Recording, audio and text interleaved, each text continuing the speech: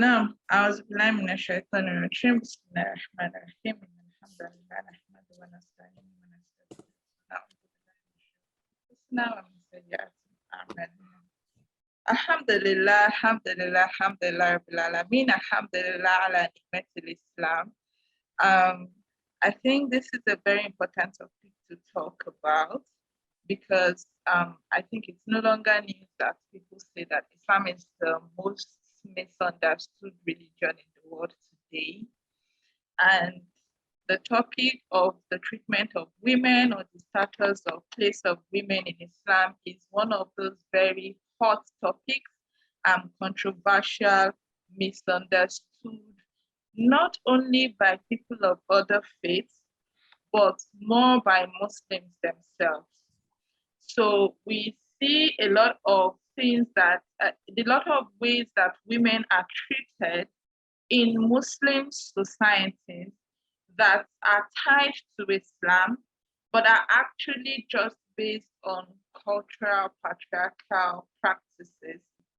I think the very first thing is to note that when we say Muslim woman, can a Muslim woman work?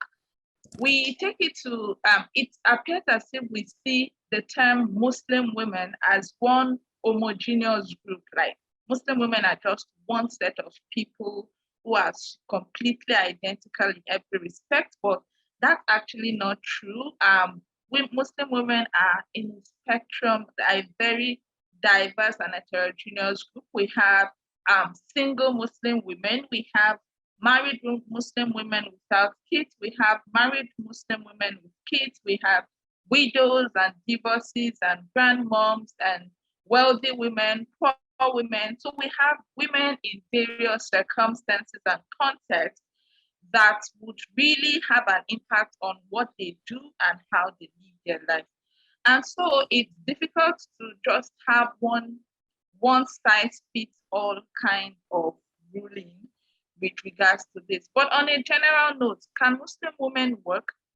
There is a maxim in Islam, in Islamic jurisprudence, that says al-aslu fi al-ashiyai al-iba'a, which basically means that the basic premise with everything is permissibility. So when it comes to the issue of muamalat, which is daily transactions, social transactions, things that are not stricto sensu ibadat, they are not our ritual salat and fasting and hajj, they don't have to do with that. Then the basic premise, the general rule is that everything is permissible unless it is expressly prohibited. So when we go by this, for a woman to work is permissible by default, except we have any rule, any clause from the Quran or from the Sunnah that says no, a woman cannot work at all, or no, a woman can only work if. And so far so good, there is no such verse of the Quran or hadith of the Prophet ﷺ that explicitly says that a woman cannot work.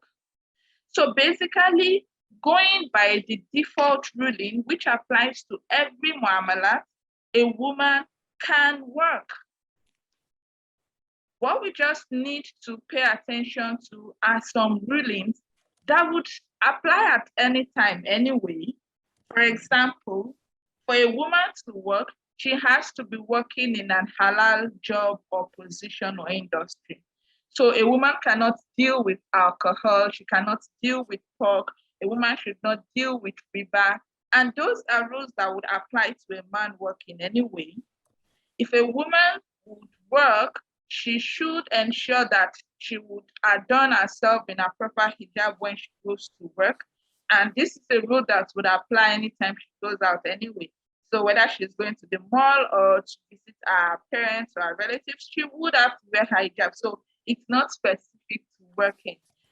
Scholars would also say that when a woman wants to work outside the home, she has to ensure that she guards herself against intermingling with strange men and unnecessary interaction with men that are not a mahram.